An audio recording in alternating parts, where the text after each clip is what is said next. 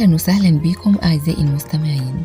معكم شيرين الصاوي في حلقة جديدة من برنامج حكايات من تراث رمضان على إذاعة إحنا بتوع الراديو.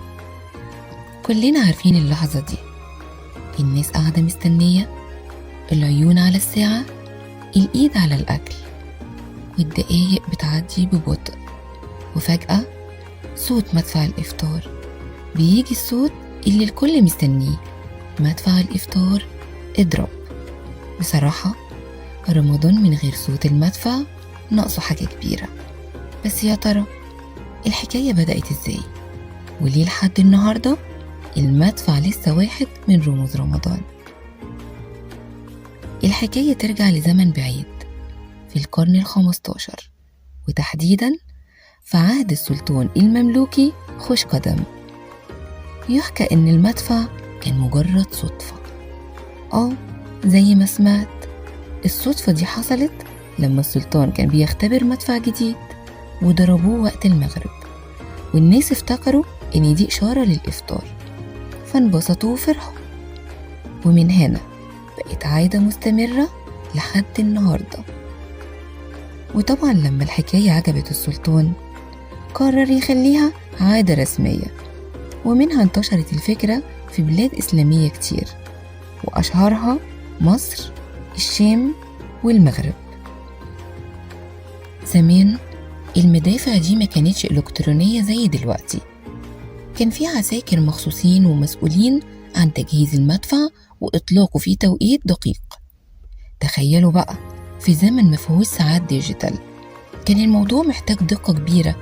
المدفع كان بيتحط في أماكن عالية علشان صوته يوصل لكل الناس. وكان أشهر مدفع في مصر مدفع القلعة، اللي كان بيضرب من فوق جبل المقطم وصوته يوصل لكل حتة في القاهرة. وبعدها انتشرت المدافع في أماكن مختلفة زي العباسية والهرم وحلوان. ومع ظهور الإذاعة والتلفزيون بدأ الناس يسمعوا الأذان مباشرة، والمدفع ما بقاش الوسيلة الوحيدة لمعرفة وقت الإفطار. بس مع ذلك فضل المدفع رمز لرمضان، حاجة مرتبطة باللمة والفرحة حتى لو مش بنسمعه في كل مكان. وجوده في المسلسلات، في ذكرياتنا، وفي بعض المدن اللي لسه بتحافظ عليه بيخلينا نحس بروح رمضان زمان.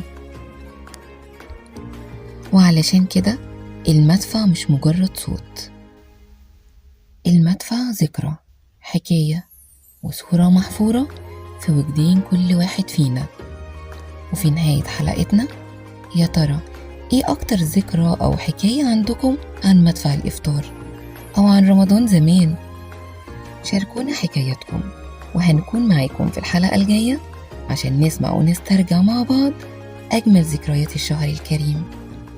كنت معاكم شيرين الصاوي على إذاعة إحنا بتوع الراديو، من برنامج حكايات من تراث رمضان، وحكاية جديدة من حكايات الشهر الكريم. ورمضان كريم.